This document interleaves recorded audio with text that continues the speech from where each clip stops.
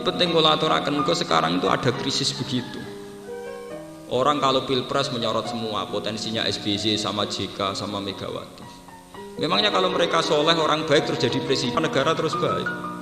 Negara ini bisa baik dimulai dari individu yang baik, bukan dimulai dari presiden yang baik. Nggak ada teori ono top down dari atas, nggak ada. Negara ini bisa baik dimulai dari pribadi yang baik. Kalau pribadi itu tidak baik, buat presiden apik sundul langit itu nggak ada pengaruhnya. Allah gak ada filosofi dalam hal ini untuk melawan setan. Ayat ya ayyuhalladzina amanu alaikum anfusakum la yadurukum man dhalla idza.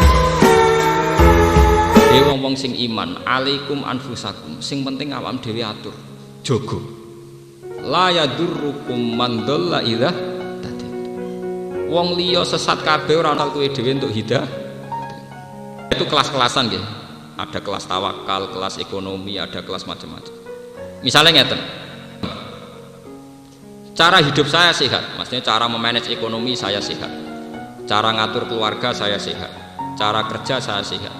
Iku umpama bupatine koruptor kaya apa, umpama bupatine fasik, itu tidak ada pengaruhnya. Karena saya, pola hidup saya sehat. Tapi kalau dibalik, bupatiku soleh, korupsi, adil, soleh, tapi kan ngurusi wong sak Rembang. Ketika saya pola hidupnya tidak sehat, bar subuh turu, buangi jago mana, ambek bojoku perang, ambek anakku perang. Mbok bupati ini soleh, gue tetap nelong. Dan itu yang terjadi di Indonesia. Paham ya? Buangi do jagongan, ambek bojo perang. Sing wedok kerang, ambek sing lanang kerang. Bojo kerang teng Jawa mesti dua-duanya tuh. Sing lanang semlaku 2 meter, sing wedok guru amen ngomong yang keduyu. Ini contoh, artinya kesalahan presiden, bupati, gubernur tidak ada pengaruhnya saat Anda cara pola hidup tidak sehat. Itu podo kayak wong sholat. Wong sholat itu senajan to imame ra batal, nek kowe ngentut ya tetep batal. Ora kok wae yang imame sah ya aku sah ora iso. Apa nak bupati apik terus kowe cara ngelola ekonomimu ra apik terus kowe melok ekonomimu napa? Tidak bisa. Alaikum la yadurrukum man dhalla napa? Lah, ini balik tengah. Lah kenapa bisa presiden, gubernur, bupati bisa jadi tolok ukur? Karena setan menyemai begitu. Wong cilik kon delok wong gede, sehingga ada tomak, ada hasud. Nah, lewat jalur tomak hasud ini, wong cilik selawase diwatak drengki mbek tomak. Wong gede kon delok wong cilik sebagai objek. Tak tuku 20.000 ora wis kasih, tak tuku 50.000 ora wis kasih. Wong cilik ae kok. Sehingga ini ada sambung, siki di penyakit tomak, siki di penyakit nyepelek. Coba kalau kamu kayak Uwais Al-Qarni, sing dadi pemimpin kayak Amirul Mukminin Umar, ngormati Uwais sinten? Al-Qarni. Uwais Al-Qarni sebagai prosedur bernegara ngormati Amirul Mukminin. Ini penting kalau aturakan karena sekarang tuh fenomenanya begitu. Makanya hebat sekali didikan Rasulullah, di mana Umar yang Amirul Mukminin malah dididik kon hormat teng Uwais. Karena ini bisa meruntuhkan keangkuhan, meruntuhkan kebesaran.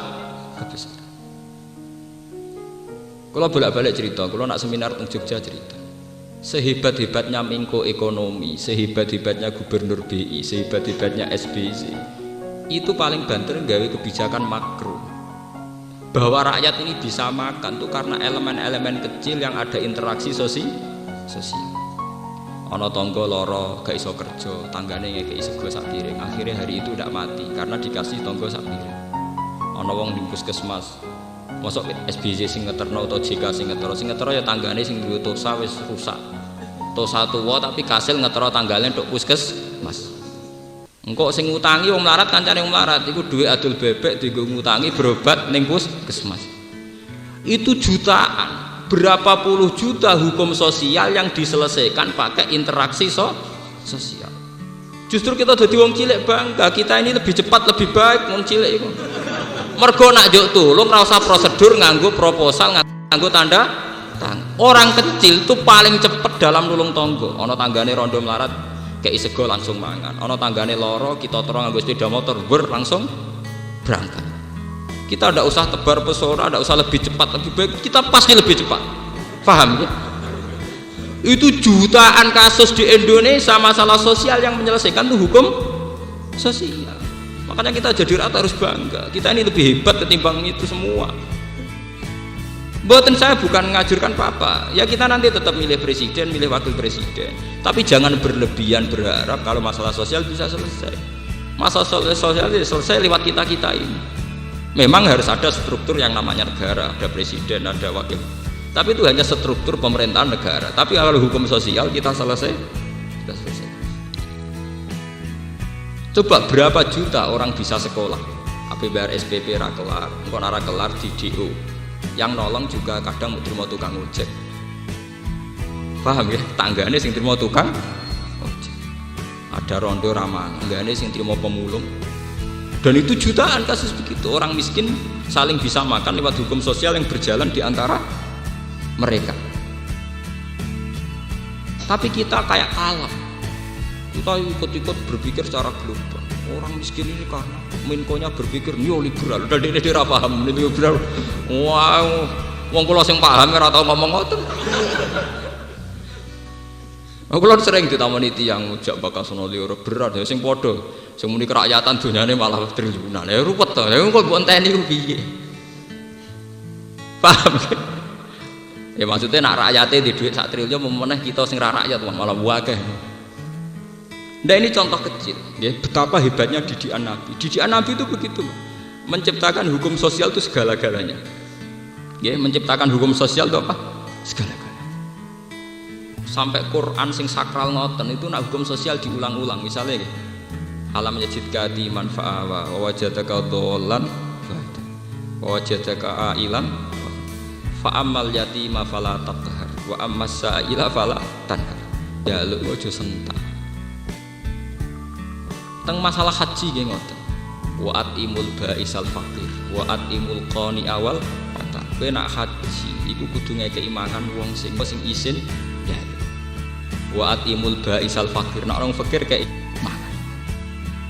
Karena lewat hukum sosial yang diterapkan Quran ini itu akan jutaan masalah sosial terselesaikan.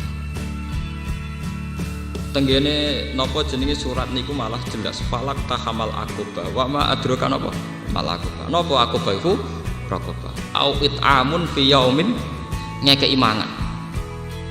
Kula nu ngrasakno misalnya ngeten niki sing kula alami karena saya kerja di kota dapat gaji tetap sehingga saya tidak berutang-utang tangga urusan belanja.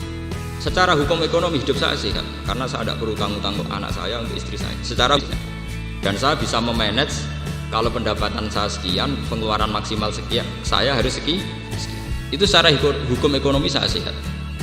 Tapi kamu jangan sok suci saat kamu secara hukum ekonomi sok suci sok besar. Karena banyak puluhan atau ratusan orang disamakan. Karena yang sehat bukan hak ekonomi, tapi hak sosial. Ana wong bar ndokar, bar nosa atau bar ngojek, badhe mok 20.000. Butuh wis 20.000. Lho iku diutang tanggane perkara loro iku dikekno 20.000. Iku kan pelanggaran aturan ekonomi. Tapi dia baik cara Allah. Mergo kepentingane keluarga 20.000 dikalahno diutangno tangga sing saiki lara luwih mendesak. Padahal kalau kita ngikuti ekonomi global atau ekonomi modern, tentu memanage pengeluaran dan pemasukan akan sangat modern dan itu bisa anti sosial. Mulane kula pengalaman kula pribadi, kula niku selalu punya uang untuk jatah-jatah wong sing terkenal lomo, terkenal nulung tiyang. Iku mesti kula sukani dhuwit. Kadang kita kok, lho Gus kula sedhi dhuwit tak kei dhuwit. Kowe iku wong rapati mulya ora kanggo, dadi wong utang kowe iku aneh. Nah, nek utang aku rapati wani, aku tak titip kowe. Saking saya itu iman bahwa hukum sosial harus berjalan.